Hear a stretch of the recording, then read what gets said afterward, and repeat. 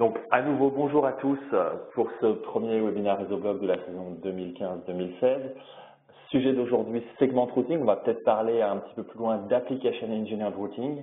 Et j'ai avec moi Bertrand Duvivier, qui est Principal Engineer Product Marketing, qui va nous parler de segment routing, au-delà d'application engineer routing. Bonjour Bertrand, merci d'avoir accepté de présenter durant ce webinaire.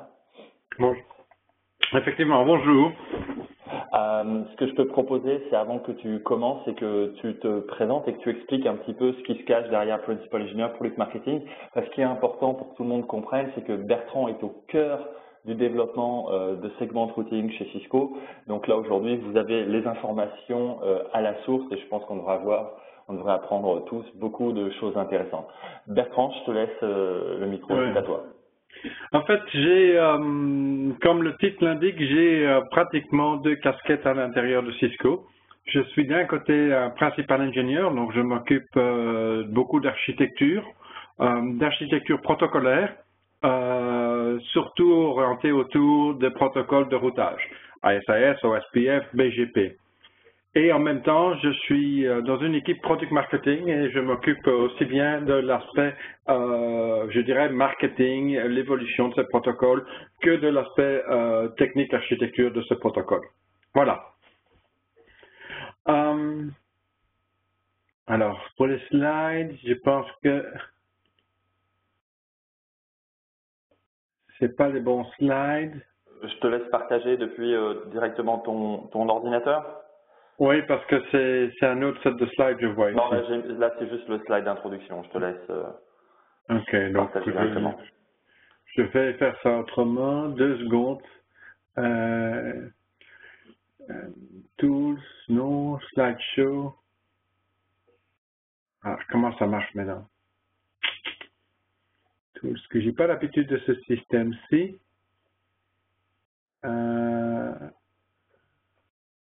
View. Non. Je dois peut-être départager celui-ci. Share, My Desktop, ça va être plus simple. Voilà. Tu me dis si tu, quand tu vois quelque chose. Est-ce que vous voyez mes slides? C'est parfait. Ok. Voilà, excusez-moi du contretemps, mais voilà. Donc, je vais vous parler de segment routing aujourd'hui, mais avant ça, je vais vous expliquer ce qui nous a motivés. Alors, ce qui nous a motivés, ce qui a motivé tout ce développement, toute cette architecture, tout le boulot qu'on a fait et qu'on est en train de faire autour de segment routing, c'est vraiment un constat. Un constat qui est que de plus en plus, le centre de gravité des réseaux se tourne vers les applications. Alors, je vais vous donner quelques exemples. Si vous regardez ce qui se passe au niveau de tout ce qui est Network Virtual Function, si on regarde tout ce qui se passe au niveau des opérateurs de type web, Google, Facebook, etc., on voit vraiment qu'il y a un focus vers l'application. Et que on voit aussi qu'il y a une partie du revenu qui était traditionnellement fait par le réseau, qui est en train de filer petit à petit vers l'applicatif. Et donc, l'application devient le centre de gravité de nos futurs réseaux. Alors, l'application, on peut avoir plein de types d'applications différentes. Ça peut être une application type Firewall, Virtual PE, Virtual VPN, etc. Ces applications, à un certain moment, vont demander au réseau, vont exprimer des requirements. Vont dire, moi je suis une application voix, je voudrais un chemin qui correspond à un chemin d'une latence faible. Ou moi je veux avoir de mon réseau un chemin qui est complètement disjoint du chemin d'une application équivalente. Ou je veux, par exemple, éviter la Belgique pour transporter un tel flux. etc., etc., etc. Donc, on peut imaginer plein de raisons pour lesquelles l'application fasse une demande au réseau. Alors, effectivement, la manière dont l'application va parler au réseau va être très spécifique. Elle se fera pas toujours en direct, elle se fera d'une manière via un contrôleur. C'est pour ça qu'il y a une composante SDN contrôleur dans notre vision. Et puis, si maintenant on a des centaines, voire des milliers, voire des millions d'applications qui se mettent à avoir des requirements bien spécifiques, il va falloir que notre réseau devienne scalable. Il va falloir faire en sorte que toutes ces demandes soient servies. Or, les technologies actuelles pour exprimer un chemin explicite ne sont pas scalables, aucune. Et donc, voilà, voilà ce qui nous a motivés. Juste pour la petite histoire, on a démarré l'initiative Segment Routing, le projet Segment Routing à peu près il y a 2 ans et demi. Nous sommes venus à MPLS World Congress, MPLS SDN World Congress, et on a partagé lors de ce séminaire, c'était à Paris d'ailleurs, on a partagé notre idée de faire Segment Routing, et ça c'était en mars 2003. Et depuis, vous allez voir qu'il y a énormément de choses qui se sont passées. Premièrement, au niveau Segment Routing n'est pas quelque chose sorti du chapeau de Cisco et pour laquelle nous travaillons seuls et isolés. C'est au fait c'est quelque chose qui a été embrassé, je dirais, par l'entièreté des vendeurs, l'entièreté des acteurs du réseau. Aujourd'hui, nous sommes à peu près entre 40 et 50 drafts IETF Segment Routing, avec, je compte là-dedans, toutes les petites extensions qui ont été proposées. De ces 50 drafts, à peu près 50% ont atteint le workgroup statut aujourd'hui et pratiquement 75% ont été implémentés par Cisco. Donc on parle d'une solution vraiment multivendeur. Et quand je dis multivendeur, il suffit d'aller voir sur les quelques premiers drafts, pratiquement tous les vendeurs participent à cette solution. Alors, au niveau des déploiements, vous vous rappelez, on a démarré la solution en 2013, nous sommes en 2015, donc à peine 2 ans et demi après. Et au niveau des déploiements, vous allez voir, alors je ne peux pas donner des noms, mais vous allez voir des déploiements, vous allez voir des annonces de déploiement de Segment Routing dans ce qu'on appelle l'environnement web. Et l'environnement web, c'est typiquement les opérateurs de type Google, Facebook, Amazon, Netflix, Microsoft, etc. Nous allons voir de grosses annonces de déploiement de Segment Routing au niveau de service provider dans le cœur du réseau, à l'Edge, et aussi quelques grosses entreprises vont annoncer de déploiement de Segment Routing. Je pense ici la fin de l'année ou au plus tard d'ici le premier trimestre 2016. Donc, actuellement, et je ne peux pas donner de nom, mais actuellement, nous sommes en train de travailler avec une bonne dizaine d'opérateurs ou de clients pour finaliser le déploiement Segment Routing. Donc, en 2 ans et demi, on a atteint une vitesse de croisière assez rapide et assez forte, et ça n'a pu se passer, ça ne pouvait pas se passer sans une exécution forte. Alors, le concept de base et pourquoi finalement Segment Routing a démarré si vite et est devenu si populaire. L'idée de base est la suivante. On a combiné 2 technologies. On a combiné MPLS qui permet de transporter des paquets à travers un réseau de manière efficace. MPLS a déjà beaucoup de services, on peut faire tourner énormément de services au-dessus d'MPLS à l'heure d'aujourd'hui, donc on a réutilisé au fait un certain nombre d'implémentations existantes et on a combiné avec MPLS une notion de source routing. L'idée de base est simple et l'idée est que dans un réseau, on veut faire deux choses. On veut soit avoir un dynamic path qui suit le shortest path jusqu'à la destination et dans 95% des cas, voire 99% des cas, c'est en général le meilleur chemin, c'est de suivre le shortest path. Et puis, il y a un certain nombre de cas où, pour une raison X, Y, Z, on voudrait suivre un chemin, un explicit path.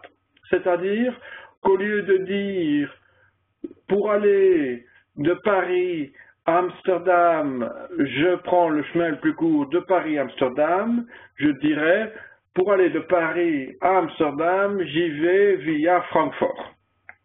Tout simplement. Et c'est ça la notion d'explicit path. Now, ce qu'on a rajouté, la manière dont on va exprimer un explicit path dans segment routing, on va l'exprimer dans le paquet. Un peu comme quand vous voyagez. Vous avez un boarding pass, deux boarding pass pour l'aéroport de transit. Vos bagages ont un double tag pour l'aéroport de transit. Et au départ, on vous donne la destination via et la destination finale. Eh bien, on va faire exactement la même chose en segment routing. On va exprimer le chemin dans le paquet. Et je pense que si vous retenez une seule chose de ce séminaire, ça doit être ça. C'est le fait qu'on exprime le chemin dans le paquet. Et alors, ça permet plein de choses. Ça permet effectivement de ne plus devoir l'exprimer dans le réseau. Ça permet, par exemple, aux applications à l'avenir de pouvoir exprimer leur chemin directement dans le paquet. Et donc, de pouvoir dire, moi je suis une application ou un flux, peu importe lequel, je veux aller via Francfort. Je vais aller à Amsterdam via Francfort. Alors, ça se traduit comment? Ça se traduit en forme de label stack. On est en train de venir aussi avec une extension IPv6. Et ça, ce sera un développement qui va se passer, qui est en train de démarrer, mais que vous ne verrez pas encore le jour avant, je dirais encore 1 ou 2 ans. Il y aura une extension IPv6 pure. Je vais me concentrer sur la partie MPLS parce que c'est vraiment ce qui est disponible aujourd'hui. Donc, on va exprimer mon label, mon chemin en forme de label. Maintenant, l'idée de base, quand on a développé segment routing, c'est de garder tout simple, de garder la solution simple. Et donc, on va faire en sorte, et vous allez voir, qu'on va réutiliser tous les protocoles existants. On n'est pas venu avec un nouveau protocole, on n'est pas venu avec une nouvelle architecture. On a fait en sorte de réutiliser tout ce qui était disponible. Alors, vous allez voir qu'on va réutiliser ASIS, OSPF, BGP. Ça, c'est si on doit signaliser des choses à l'intérieur du réseau. Et si on doit signaliser des choses entre le réseau et un contrôleur SDN, ben on utilisera les protocoles existants du style BGP, PCEP, NEFCONFI1. Donc, de nouveau, on va exprimer deux types de chemins, un dynamic path, un explicit path. Alors, comment ça va fonctionner? Première chose, et si je me retrouve par exemple sur le réseau WAN, le cœur du réseau, je vais assigner un label à tous mes routeurs. Et ce que je vais faire, c'est faire en sorte que ce label soit unique. Donc, pas comme avec LDP ou avec d'autres méthodes où le label est dynamique. Ici, le label va être unique et global pour tout le réseau. C'est-à-dire le label 16001 va être unique au routeur 1. Le label 16005 va être unique au routeur 5. Et puis, je vais utiliser des nouvelles extensions dans OSPF ou ISIS pour propager ces informations à tous mes routeurs. Et donc, ce qui fait que finalement, si un routeur, par exemple le routeur 1, veut atteindre le routeur 6, il va imposer le label 5. Il va aussi faire un lookup pour trouver le shortest path jusqu'à 5. Et ce lookup va lui dire, ah mais suis l'interface qui va vers le routeur 6. Le routeur 6 va recevoir un label 16005 et va dire, ah, moi je sais où se trouve 5 parce que j'ai déjà fait un shortest path up to un calcul de shortest path jusqu'à mon routeur 5 et je vais suivre l'interface qui correspond au chemin vers mon routeur 5. Et voilà, de manière très simple, je vais forwarder des paquets qui sont labellisés. Donc, le slide ici exprime exactement la même chose. Le routeur 4 va annoncer son label. Alors, ce qu'il faut savoir, c'est que dans le segment de routing, on n'annonce pas le label en tant que tel. On annonce un bloc réservé à l'assignation de label, et puis on va signaliser un index. Ceci, c'est parce que pour certains vendeurs et pour certains line cards de chez ces vendeurs, ils ont des blocs différents. Mais l'idée est la même, c'est qu'on va annoncer un sRGB et un index unique. L'index va être unique, le sRGB peut être différent, mais on va annoncer finalement un label qui correspond à 16004 dans mon exemple. Et voilà, le chemin, le paquet arrivant sur le routeur 1 étant peut-être un VPN label, et puis je mets mon segment de routing label, je vais l'envoyer vers le routeur 6. Le routeur 6 va faire un swap du label 16004 vers le label 16004, vers la destination 5. Arrivé en routeur 5, on fera la même chose, on fera un swap du label 16004 vers un label POP, donc un label nul, vers le routeur 4. Alors, il y a un certain nombre de cas où je veux forcer le chemin à travers une certaine adjacence. Alors, le segment ID qu'on avait défini avant s'appelait le préfixe segment ID. Maintenant, je vais introduire un nouveau segment ID qui s'appelle l'adjacent segment ID. L'idée est, et si vous voyez le diagramme, le lien entre 2 et 4 est vraiment très fin. Donc, l'idée est que si jamais je fais sur le routeur 2 un calcul de quel est mon meilleur chemin, via l'IGP, l'IGP va me dire ton meilleur chemin entre 2 et 4, c'est 2, 1, 6, 5, 4, par exemple. Et donc, dans un certain nombre de cas, je vais vouloir forcer mon trafic, je vais vouloir exprimer un explicit path qui force le trafic d'aller vers 2, vers 4. À ce moment-là, on est venu avec un autre type de label qui s'appelle le segment ID, qui est local au routeur. Donc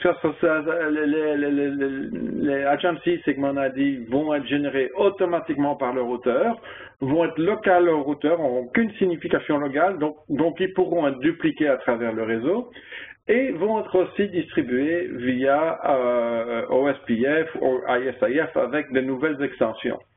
L'idée est que je vais pouvoir exprimer un chemin qui ira de 2 vers 4.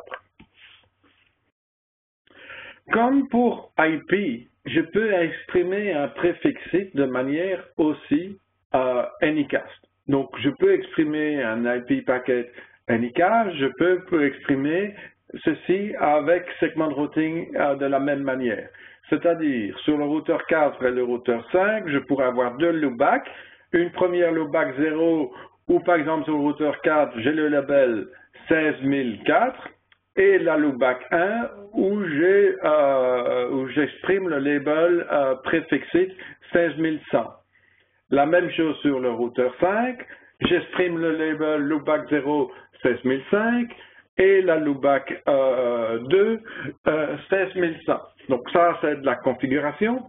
Une fois que j'ai exprimé ceci, j'ai mon IGP, ISIS, OSPF qui va transporter cette information et la distribuer à tous mes routeurs.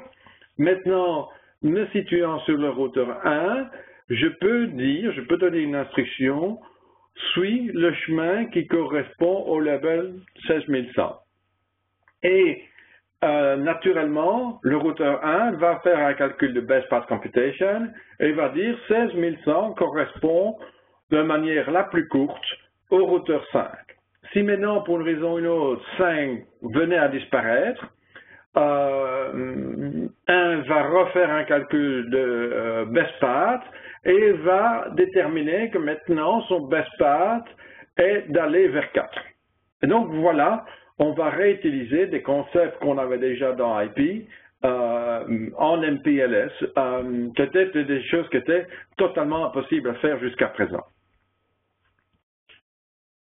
Alors, ici, je me situais dans le WAN où, en général, on tourne des protocoles de type ISIS, OSPF pour distribuer les informations. Dans les data centers, et un certain nombre de très gros data centers n'utilisent pas d'IGP, n'utilisent que BGP pour signaler les différentes reachabilités à l'intérieur du data center. Et donc, ce que nous avons fait, nous avons étendu le principe de préfixe segment que j'avais défini juste avant, mais à BGP. Donc, BGP, maintenant, va être capable de signaliser le label 16001 ou le label 16003 à travers mon domaine BGP. C'est de manière tout à fait naturelle, je dirais, l'extension de l'IGP et de BGP.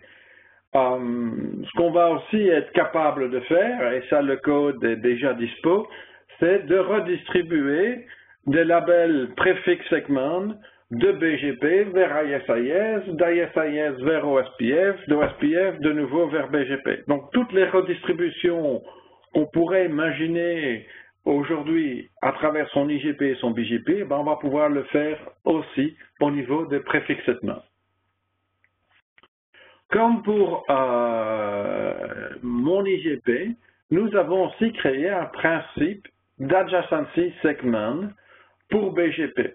Et on ne l'a pas appelé adjacency segment, on l'a appelé peering segment. Donc, comme dans le cas de Manjanagic 16 maintenant, je me retrouve sur mon routeur 4. De manière tout à fait dynamique, le routeur 4 va générer des labels pour toutes les interfaces BGP, donc pour tous les points de peering BGP, et va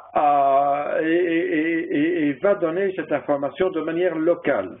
Maintenant, la manière dont je vais transporter cette information, signaliser cette information, je vais utiliser de nouvelles extensions BGP qui s'appellent BGPLS pour pouvoir annoncer cela, par exemple, à un contrôleur.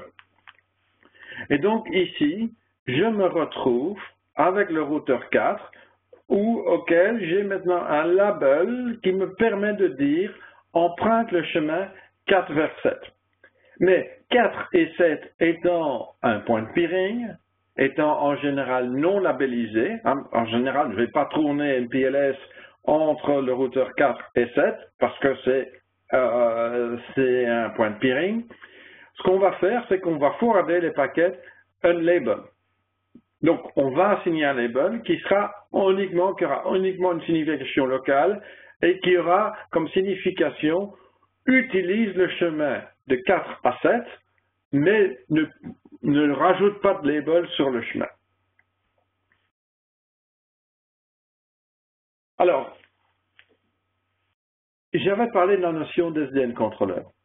On va collecter toutes les informations, on va distribuer toutes les informations de préfixe, adjacency, site, peer site, via l'IGP, parfois via BGP, mais de manière à pouvoir collecter cet ensemble d'informations vers un contrôleur de type SDN, on va utiliser BGPLS. Donc, aujourd'hui, si vous regardez à des outils comme ODL permet de collecter des informations d'IGP et de BGP pas encore avec les informations de segment routing, mais ça arrive. Ce sera bientôt dispo aussi bien au niveau du contrôleur ODL Open Daylight et au niveau de notre implémentation. Et on va pouvoir collecter toutes ces informations au contrôleur. Alors, un autre point aussi, c'est le contrôleur, lui, va calculer un chemin. Et il va dire, oh, mais j'ai une application qui me demande un chemin low latency, ou j'ai l'application qui va me demander un chemin high bandwidth. Moi, mon rôle va être de calculer ce chemin, et puis une fois que je l'ai calculé, je vais pouvoir dire au routeur 1 dans cet exemple-ci, je vais pouvoir exprimer ce chemin et dire au routeur 1 d'utiliser ce chemin explicite. Alors, je vais utiliser de nouveau de nouvelles extensions de protocoles existants. Je vais pouvoir l'exprimer utilisant PCEP. Donc, PCEP, c'est un protocole qui est déjà utilisé avec RSEPTE pour signaliser des explicit paths, mais on a étendu ce protocole aujourd'hui pour supporter segment routing. Et c'est disponible aujourd'hui. Tout ce dont je vous parle là, c'est disponible aujourd'hui. Alors, je ne vais pas rentrer dans les détails, mais il y a 4 ou 5 méthodes différentes dont la manière dont le SDN contrôleur et le routeur vont pouvoir échanger des informations via PCEP. On va pouvoir déléguer une partie du calcul au SDN contrôleur, l'entièreté au contrôleur, on va pouvoir déléguer l'entièreté du calcul au routeur 1. Enfin, il y a plusieurs options différentes de comment déléguer le calcul du chemin explicite. Ici, je suis dans un cas de figure où c'est le contrôleur qui calcule et qui pousse l'information vers le routeur 1. Et il va pousser les informations pour aller au routeur 7, utilise le chemin low latence et ça correspond au label 16002, 124 et 147. Bertrand, je me permets de t'interrompre. On a quelques questions dans le chat ou le Q&A sur PCEP que tu as mentionné.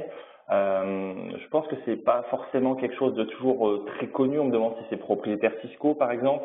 Non. Est-ce que tu peux rapidement, Oui. en une minute, clarifier un petit peu ce qu'est PCEP et ce que ça fait? En fait, PCEP est un protocole qui a été inventé il y a à peu près 10 ans, si même pas plus. C'est un protocole qui permet à un contrôleur d'exprimer un explicit path à une interface Traffic Engineering Tunnel. Et c'est un protocole qui est totalement défini par l'IETF. D'ailleurs, il existe un workgroup PCI, et PCI, donc qui est Path Compute Element, et PCP, c'est le protocole défini par le workgroup Path Compute Element. Donc, c'est vraiment l'idée d'avoir un protocole qui permet d'exprimer un explicit path pour une interface tunnel. Merci beaucoup. Alors,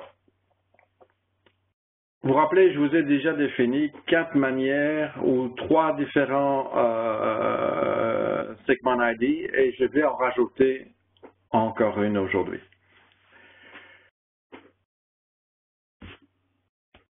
Par exemple, je me trouve dans un cas de figure où je vais déléguer le calcul du chemin explicite à mon routeur 1.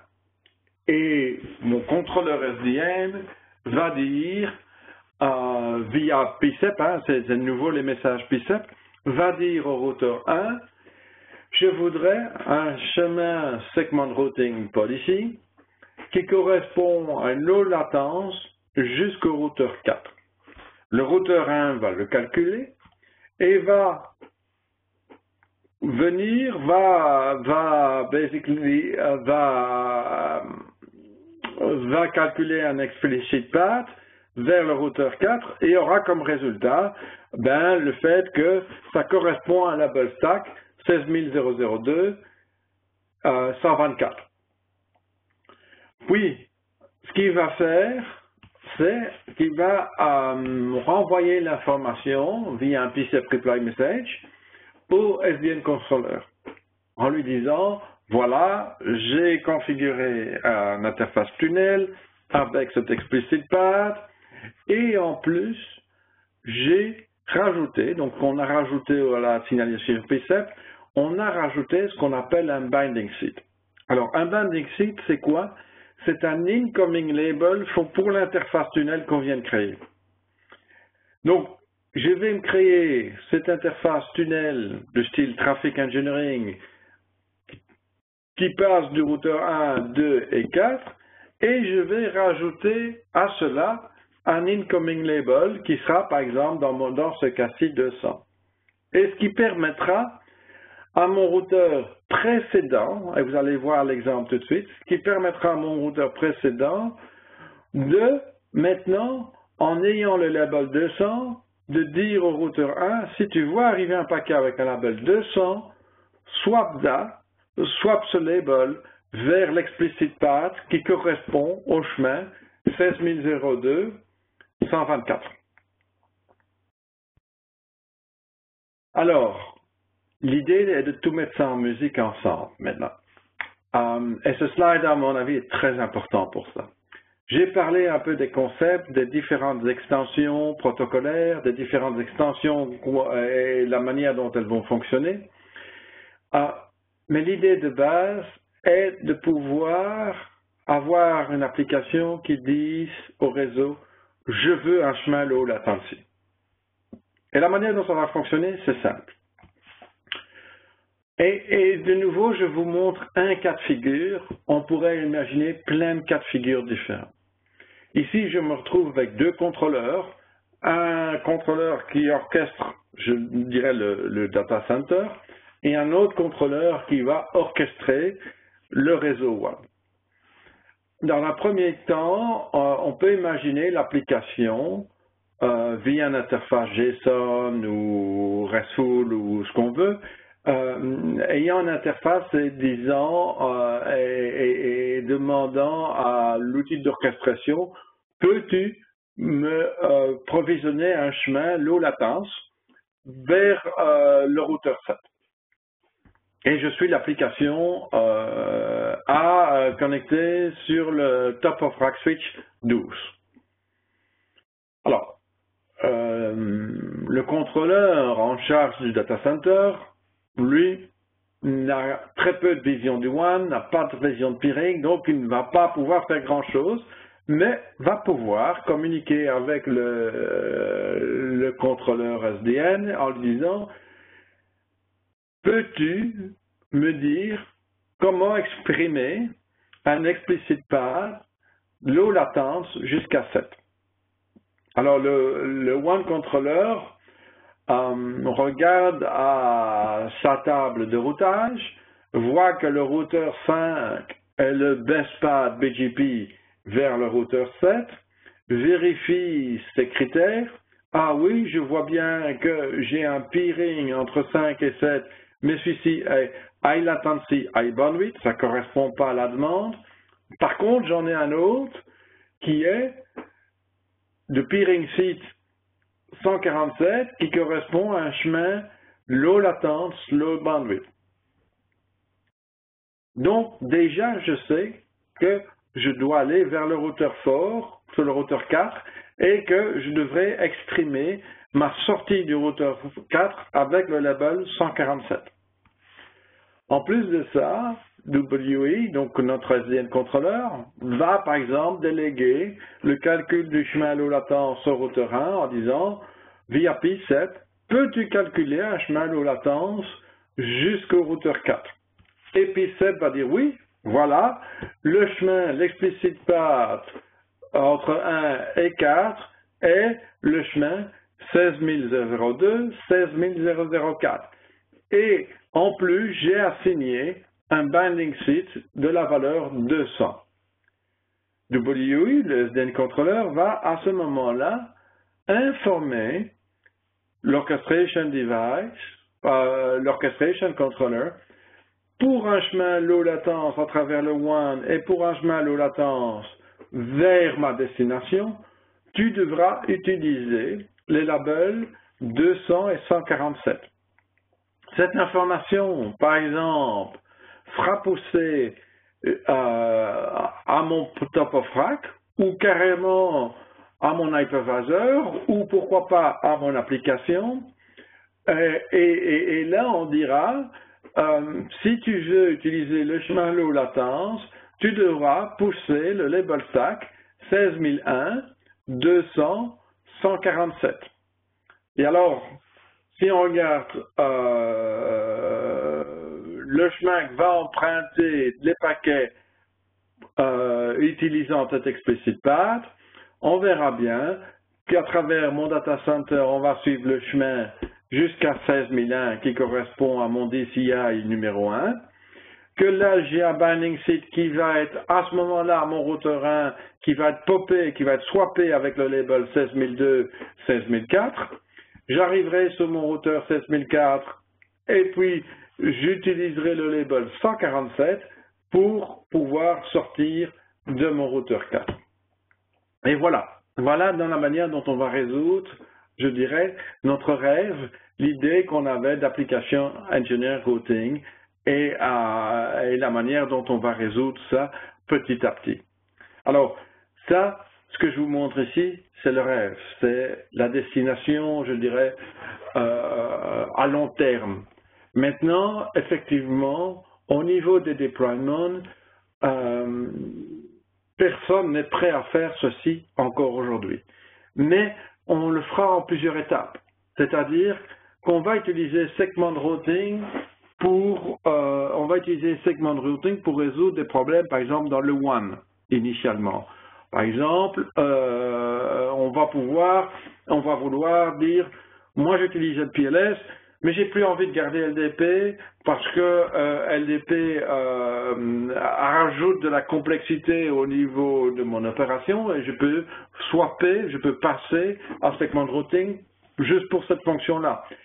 À ce moment-là, il y a quand même tout l'aspect interworking, il y a à un moment, il va falloir passer de l'un vers l'autre et nous avons développé un certain nombre de techniques, et c'est disponible aussi c'est disponible aujourd'hui, nous avons développé des techniques qui permettent de pouvoir avoir une partie du réseau LDP, une partie du réseau segment routing, de manière à pouvoir faire la transition entre un réseau segment routing et un réseau LDP.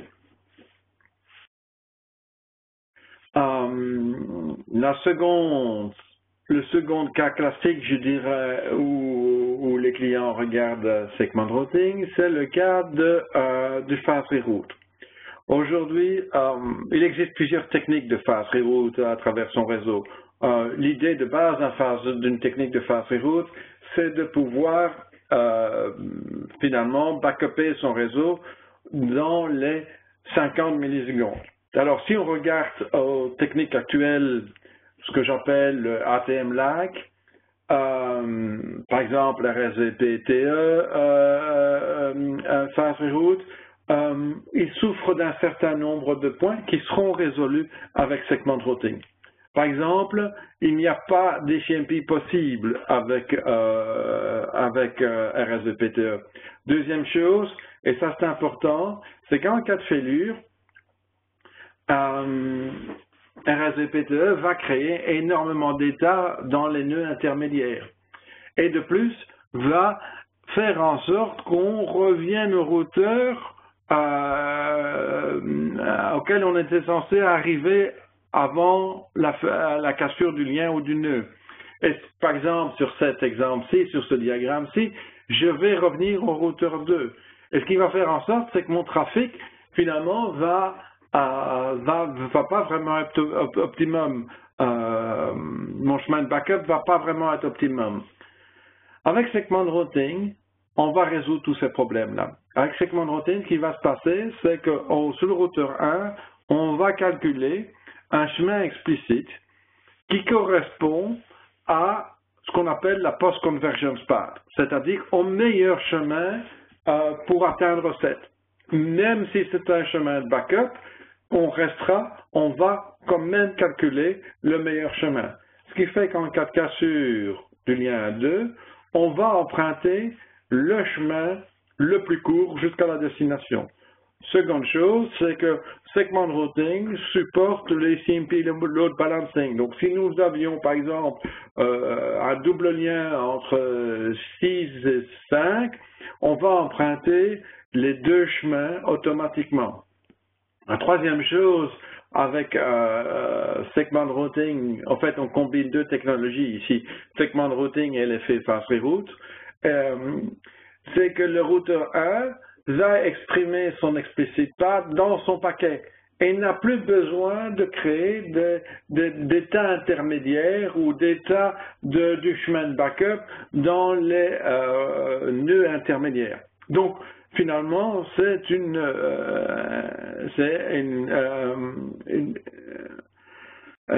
improvement, donc c'est une amélioration, je dirais, des solutions RSVPTE telles qu'on les connaît aujourd'hui, ou même de TI, de LFA, Fast Reroute, telles qu'on les connaît aujourd'hui. En plus, la solution Segment Routing, LFA, Fast Reroute, va pouvoir fonctionner pour toutes les topologies. LFA, Fast Reroute souffrait dans le temps du fait qu'il n'était disponible que pour un certain nombre de topologies, qu'il était topologie dépendant.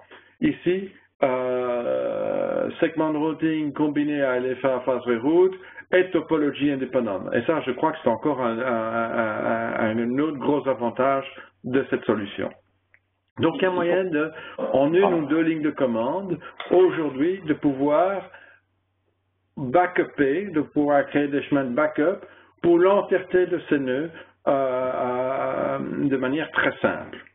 Bertrand, avec segment routing. Je t'interromps une seconde. Donc, dans l'exemple que tu mentionnes, Bertrand, à l'instant, si je comprends bien, le nœud 5, lui, il ne sait pas du tout qu'il est backup de quoi que ce soit. Lui, il se contente de recevoir des paquets avec des labels. Exactement. Ses opérations MPLS classiques, c'est bien ça? Exactement. Exactement. Alors, traffic engineering avec segment routing, ça c'est presque obvious, ça apporte énormément d'avantages. Premièrement, c'est à ce que vous avez pu voir, c'est qu'on ne crée plus d'état sur les nœuds intermédiaires, puisque l'expression de l'explicit path est dans le paquet. Donc, au niveau de la scalabilité, ça va permettre de scaler l'expression de des explicit paths à travers le réseau de manière exponentielle. Il n'y a pas de besoin de protocole supplémentaire. On va réutiliser tout simplement votre IGP pour signaliser les informations nécessaires, mais il n'y a pas besoin d'avoir de protocole de type LDP, RSVPTE pour faire exprimer l'explicit path. Le troisième point aussi, si on veut faire du traffic engineering avec segment routing, c'est que par default, segment routing utilise les capacités de equal multipath load balancing du réseau, ce que RSVP ne faisait pas, comme exemple. Et donc, il y a énormément le fait d'avoir combiné source routing et MPLS apporte énormément d'avantages quand on veut faire du traffic engineering. Alors, maintenant, vous pourriez me dire, oui, mais quel est l'avantage de faire du traffic engineering distribué ou du traffic engineering centralisé? Et ça, je dirais, c'est le même orthogonal de segment routing, mais on l'a lié parce qu'au niveau de notre développement, on a regardé ces aspects-là. Alors, si on veut faire du traffic engineering dans son réseau,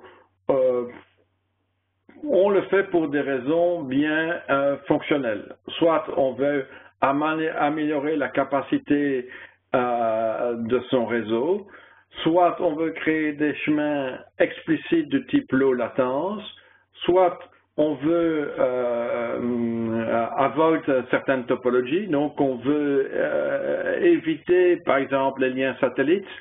On veut créer des chemins complètement disjoints. Par exemple, je voudrais que entre le headquarter 1 et le headquarter 2, j'utilise deux chemins qui ne traversent jamais la même fibre, le même conduit de fibre, ne traversent jamais le même power supply, peut-être. Qui sait? Donc on voudrait exprimer des chemins complètement disjoints. On voudrait optimiser la bande passante. On voudrait faire du multidomaine ou on voudrait faire du multilayer. Alors, le multidomaine, typiquement, le cas de figure où quand j'ai un domaine d'accès, j'ai un domaine de cœur de réseau et je fais du MPLS end-to-end, et je voudrais exprimer un explicit path à travers ces deux domaines. Le multilayer, c'est je voudrais tenir en compte dans mon calcul d'explicit path des informations d'optique qui ne sont pas disponibles au niveau 2 ou au niveau 3. Et alors nous avons un peu regardé pour toutes ces optimisations, pour tous ces choix de chemin explicites, quelles sont les méthodes de calcul différentes. Je peux calculer de manière distribuée un chemin low latence, sans aucun problème. Je peux, de manière distribuée, avec segment routing, calculer un chemin qui me permette d'éviter une topologie ou un certain lien. Je peux calculer deux chemins disjoints à condition qu'ils démarrent du même routeur. Parce que s'ils démarrent de deux routeurs différents, ces deux routeurs vont faire des calculs différents. Par contre, si je veux optimiser mon réseau pour sa bande passante, si j'ai un cas de figure de multidomaine, si j'ai un cas de figure de multilayer, il me faudra absolument aller vers une architecture où j'ai un contrôleur qui va de manière centralisée me calculer l'ensemble de ces contraintes. Et donc ici, vous avez un peu un summary, un résumé de ce qu'on pourrait faire de manière efficace, de manière distribuée, ou de ce qu'on pourrait faire de manière efficace, de manière centralisée. Et on pourrait imaginer de manière tout à fait... oui, on pourrait imaginer, et ça va se faire dans un certain nombre de cas, et je pense même beaucoup, on pourrait imaginer distribuer le calcul de la latence au routeur en périphérie, et par contre calculer l'optimisation de la bande passante de son réseau de manière centralisée. Et c'est pour ça que dans PCEP, le protocole dont je parlais avant, dans PCEP, il y a toutes ces différentes options qui permettent à ce moment de dire je fais le calcul de manière centralisée et j'informe le routeur du résultat. Par exemple, le résultat, ça peut être de dire tu vas de Paris à Amsterdam via Francfort et on va dire au routeur utilise le tag Paris, Francfort, Amsterdam, où je pourrais distribuer l'information à mon routeur et dire routeur, tu choisis un chemin vers Amsterdam qui correspond à une latence qui n'excède pas 50 millisecondes. Et à ce moment-là, c'est au routeur de déterminer qu'il faut passer par Francfort. Et donc, voilà. Ça, c'est les différentes cas de figure qu'on pourrait trouver dans le réseau. Et je pense que pratiquement, on aura les deux types de délégations dans les futurs déploiements. Bertrand, oui. J'ai des questions là en ligne, parce que tu parles de contrôleur, donc de discussion entre le contrôleur et le routeur, donc par exemple avec PCEP. On me pose la question un petit peu de l'impact de ces discussions sur la CPU, la mémoire. Enfin, est-ce que ça va être gourmand en termes de ressources? Est-ce qu'il y aura des prérequis à ce niveau-là ou est-ce qu'on a déjà un peu étudié tout ça? Alors, c'est une très bonne question. En fait, depuis des années, depuis 2 ans, nous avons 2 projets de développement, 2, même 3, qui est de développer les extensions dont je vous ai parlé aujourd'hui sur les routeurs. Et ça, c'est disponible depuis quelques mois. Nous avons aussi 2 développements en parallèle de ça, qui est d'intégrer toutes les extensions dont je vous ai parlé dans ODL, Open Daylight, et dans la plateforme qu'on appelle WAE, One Orchestration, donc qui est chez Cisco l'outil qui va permettre de faire tous ces calculs centralisés. Et donc, ces outils-là, aujourd'hui, commencent à être disponibles.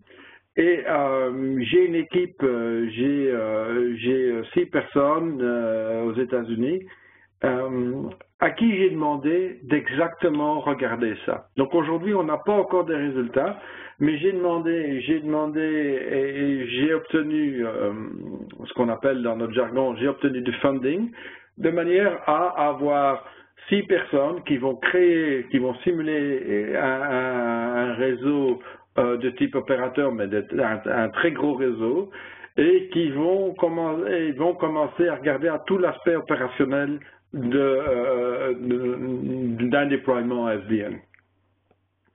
Et donc, on n'a pas encore tous les résultats aujourd'hui. Effectivement, ce développement va nous permettre de faire 2 choses. Va nous permettre, 1, d'améliorer nos produits, et 2, aussi, de donner ce genre de résultats. Mais, on te réinvite dans quelques mois, du coup, pour que tu me partages un petit peu tout ça avec nous, si je comprends bien. Oui, mais là, j'ai une personne qui le responsable de cette équipe, je lui ai demandé donc, 1, de faire le rapport, de faire l'étude, de nous soumettre un document interne à Cisco de manière à ce qu'on améliore nos produits. Ça, c'est logique. Et 2 et 3, je lui ai demandé aussi de préparer un certain nombre de documents qu'on va publier et qu'il va présenter à des forums du type Tribe, Nanoc, Apricot et les différents NOC à travers le monde. Et à ce moment-là, effectivement, on pourra me réinviter, je le ferai en français, ou on peut inviter mon collègue, mais alors ce sera en anglais. Ok, merci. Voilà. Donc voilà, ça c'est un peu, je ne vais pas m'attarder à plus de slides vu l'heure, mais disons, voilà l'état de l'avancement de segment routing. Alors, juste une petite feature, on a parlé des différents segments ID qu'on était en train de développer. Et qu'on a développé, parce que tout ce que j'ai parlé jusqu'à présent est disponible aujourd'hui sur l'ICR 9000.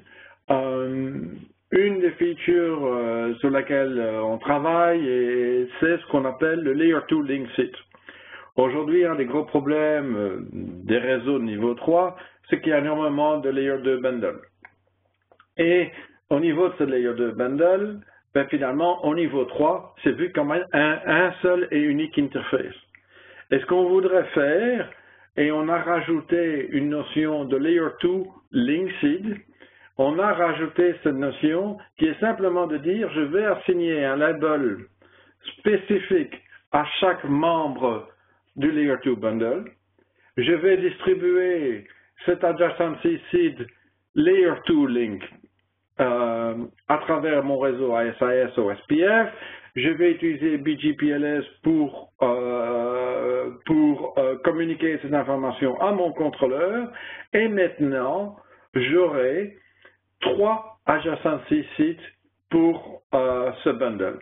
J'en aurai un premier au niveau IP qui me dira, par exemple, 16003 correspond au label IP, l'adjacence IP de mon routeur 2 à mon routeur 3, mais j'aurai 2 nouveaux adjacency seeds qui seront, par exemple, 24001 et 24002 qui correspondra au lien de mon bundle. Si maintenant je veux exprimer un explicit path spécifique qui emprunte non pas le bundle, mais un lien du bundle, je vais pouvoir aussi l'exprimer. Et ça, ce sera bientôt disponible, ce sera disponible d'ici la fin de l'année. Donc voilà. Donc, notre rêve, il est là.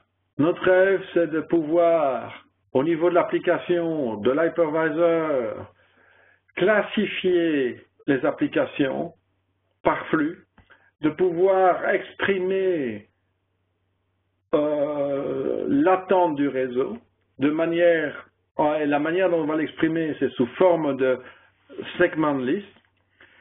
On va envoyer les paquets avec les segment list au data center. À travers le data center, on va swapper les labels jusqu'au DCI et comme il y a énormément d'ECMP, un segment routing respectant ECMP va rien dénaturer, va simplement suivre le chemin jusqu'au DCI. Au niveau du DCI, on suivra des chemins préétablis par le One Controller correspondant soit à une optimisation de la capacité, de la latence, essayer d'éviter certains chemins ou ayant un certain nombre de disjointness entre certains chemins. Je vais arriver jusqu'à mon border router. À mon border router, je vais là pouvoir suivre le chemin non BGP best path, mais celui qui correspond, par exemple, à ma latence ou correspondant à désiré, ou correspond à une capacité désirée, ou correspondant à quoi que ce soit. Et en plus de ça, je vais pouvoir, de manière tout à fait automatique, protéger tous les liens de mon réseau en moins de 50 millisecondes. Voilà. Le déploiement peut se faire step by step. On n'est pas obligé de déployer tout ça dans un premier temps. Au niveau opérationnel, le coût opérationnel vraiment simple, parce que comme on a simplifié énormément les choses, le fait d'être simple rend les choses meilleur marché, je dirais.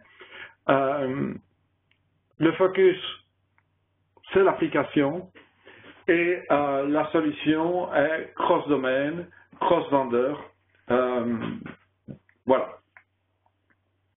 Du coup, tu parles du rêve end-to-end global. Ouais. Voilà, dans une approche du coup step by step. Aujourd'hui, moi, si je suis, je me dis, bon, j'ai retenu segment routing plus scalable, plus simple et programmable. Enfin, ça rend le réseau, ça peut permettre de programmer plus facilement quelque part ce qu'on veut faire avec le réseau de façon plus simple et plus scalable.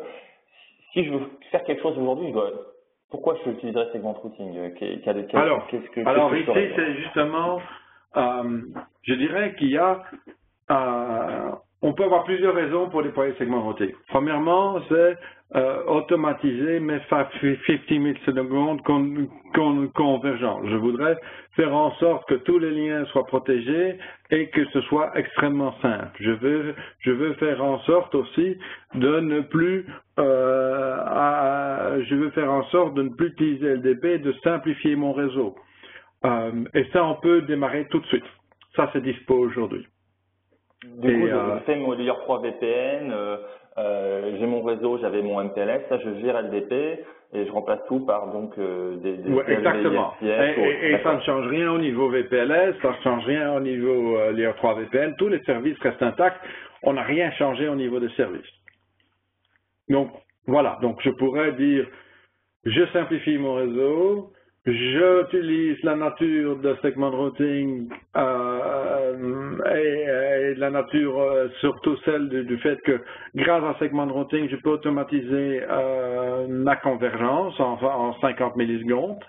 Ça, je peux faire vraiment immédiatement. Puis par après, je peux commencer à améliorer l'user expérience par exprimant des explicit paths du type traffic engineering et des tunnels de type traffic engineering. Et ça, je peux aussi faire aujourd'hui. Sans contrôleur et puis petit à petit insérer un contrôleur dans un second temps. Alors, si j'introduis le contrôleur, je peux aller plus loin dans ce que je fais. Et puis par après, je peux aller jusqu'au rêve, je peux aller jusqu'à la solution, je dirais, proposée. Je pourrais faire en sorte que mon réseau soit capable, ou que mes applications soient capables de communiquer avec le réseau. Donc, voilà les 3 étapes possibles. Ok, merci.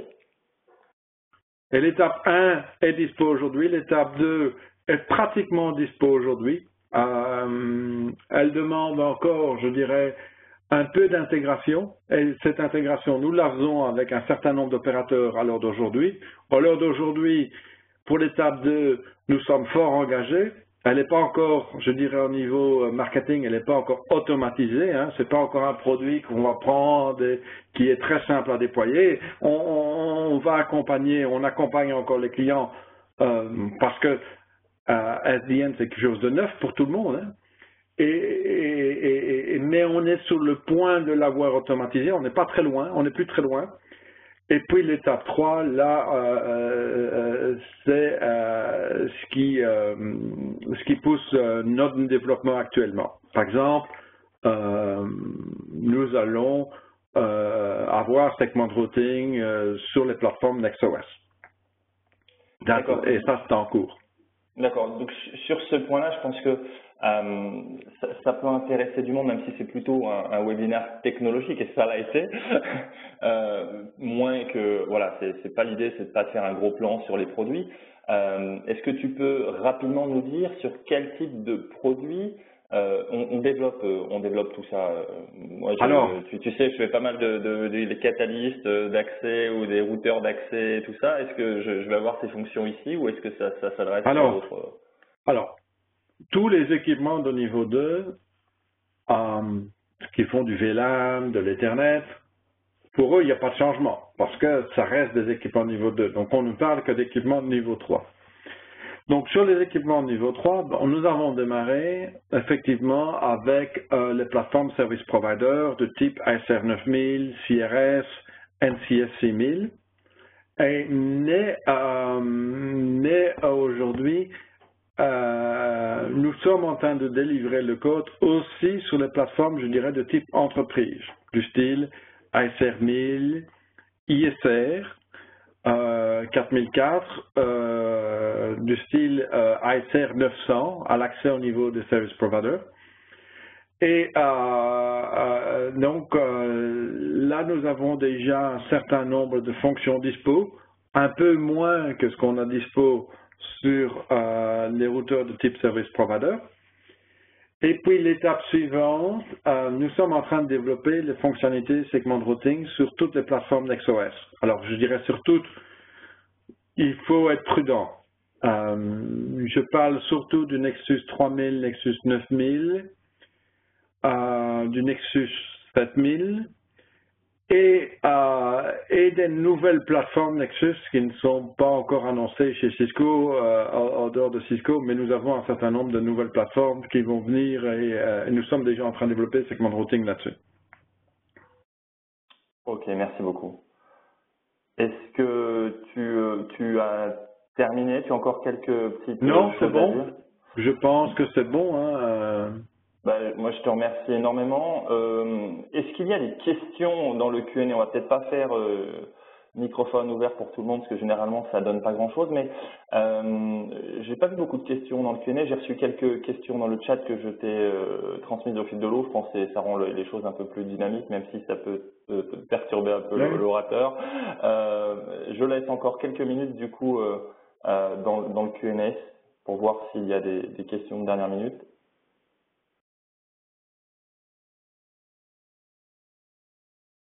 Alors,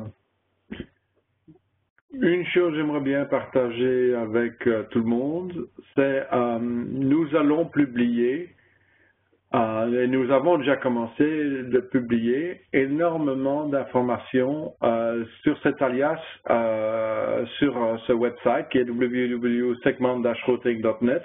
Et si on va simplement dessus, je ne sais pas si on peut le faire. Non, attends. Je pourrais... Attends, comment j'ai fait ça? Oui, je pourrais faire ici www.segmentrouting.net. Donc vous aviez ici, donc nous maintenons, ce site est tout à fait ouvert, disponible pour tout le monde. C'est pas un site Cisco, c'est un site ouvert à tout le monde. Et nous avons créé un directory tutorial. Et ici, vous allez voir, pour chaque information dont j'ai parlé, pour chaque technologie que j'ai parlé, pour chaque avancement de développement dont j'ai parlé, nous avons ici créé des PDF et qui sont des PDF techniques. C'est-à-dire, si vous voulez voir comment faire fonctionner Segment Routing LLDP, on pourra cliquer sur le PDF et c'est une forme de PowerPoint mis en PDF. Mais vous allez avoir tous les slides correspondants comme si vous lisiez un bouquin. Alors, je vous donne des exemples, mais ça a été très bien fait. Donc, toute la partie technique qui explique ce que c'est, par exemple, la SRGB, comment ça fonctionne, quels sont les cas de figure, et aussi toutes les CLI Cisco. Donc, n'hésitez pas, ce site est disponible à tout le monde. N'hésitez pas d'aller chercher des informations sur ce site. Ok, merci. Puis je vois qu'il y a aussi un email, Ask Segment Routing, c'est ça? Oui, c'est ça. Donc tout le monde peut poser ses questions. C'est ouvert à tout le monde. D'accord. Bah, écoutez, du coup, n'hésitez pas, hein, si jamais vous avez des questions, à utiliser cet email. Bah écoutez, je vois pas de questions dans le Q&A. Je pense que tu as été très clair. Et en plus, tu anticipes d'éventuelles questions en montrant où aller chercher les réponses. Donc, un grand merci encore pour ta présentation aujourd'hui. Je donne rendez-vous à tout le monde d'ici un mois pour un prochain webinaire Réseaublog. Continuez de me faire parvenir vos idées, vos besoins. Je pense qu'on fera plus un update produit. Et vous avez vu cet été, il y a eu quand même pas mal de nouveautés sur tout ce qui est réseau d'entreprise, routeur, switch, pas mal d'avancées. On va peut-être prendre 1 heure pour faire le point. Je sais que beaucoup sont également en attente de ça. En plus, bien évidemment, des webinaires technologiques. Voilà. Donc, merci Bertrand. Et puis, je dis à tout le monde à bientôt pour un prochain webinaire de blog. Au revoir.